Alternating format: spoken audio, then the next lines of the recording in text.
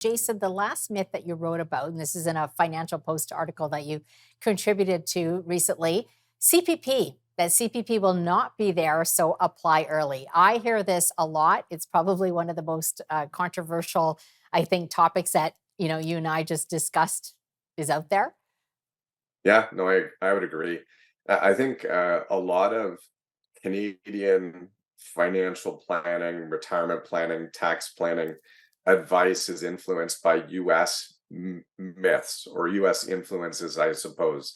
I mean, the most recent annual report for the Social Security found that funds may run short by 2034 and Mhm. require a 20% reduction in the US Social Security unless Congress intervenes. Sometimes I think that influences people's thinking about the Canadian, retirement pension, CPP. The chief actuary of Canada does every 3 years an actuarial assessment of the CPP based on contributions, pensioners, immigration, inflation, rates of return, whatever. And they have found most recently in 2019, 2020 that the CPP should be a viable pension for the next 75 years. So I'm pretty confident it's going to be there for myself, let alone people who are already retired. So I really think that is a myth that the CPP is not going to be there. Yeah, so let's talk about that second piece then. That a lot of people, at least that I know, they're anxious to take the CPP early. As soon as they turn 60, they want to take Yeah. it. Let's go through that analysis Yeah. and why it might not make sense. So, I mean, with most pensions, whether it's a workplace pension or a government pension like the CPP or old age security, if you start the pension earlier, you get less. If you start the pension later, you get more. CPP is the same. You can start it anywhere between age 60 and age 70.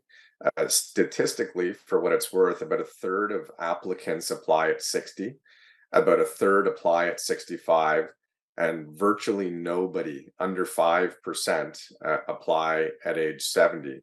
And frankly, I think that most people should actually wait to start their CPP as late as 70, even though almost nobody does. Yeah, well, because we're also living longer. And if I'm correct, how much is it boosted? How much more do you get beyond So 65? if It's you quite a bit. defer your pension after age 65, it increases by 8.4% Yeah. per year, plus an inflation adjustment. So in a 2% inflation environment, acknowledging that we're not there right now, I mean, it was a 6% inflation adjustment last year.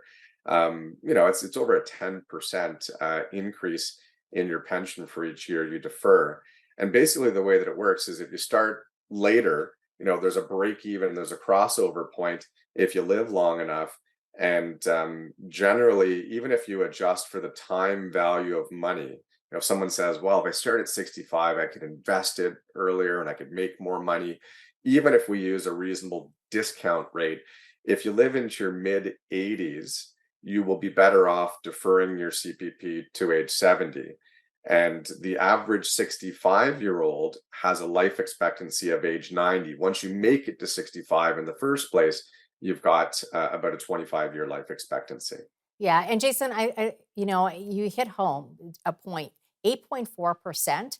That's not an easy return for someone to make on their own in the market. And Yeah. this is pretty much guaranteed. And so you have Oh, to, sure. you do have to think about that. We only have 30 seconds until the end of Yeah. the show. When should someone take it early? I think with CPP, the big thing is life expectancy. If you have good genes and you're in good health, I would strongly consider deferring your CPP pension. If you can hedge your bets and start your old age security pension at 65 and your CPP at age 70, CPP has a bigger annual increase for each year that you defer it. If you've got other existing defined benefit pension plans from work, maybe you're well protected in terms of your longevity protection. And Mhm. conservative investors, I think, would be better off deferring their CPP over more aggressive ones. Jason, always a pleasure to have you on. Thanks so much. Thanks for having me, Saijal. Jason Heath of Objective Financial Partners.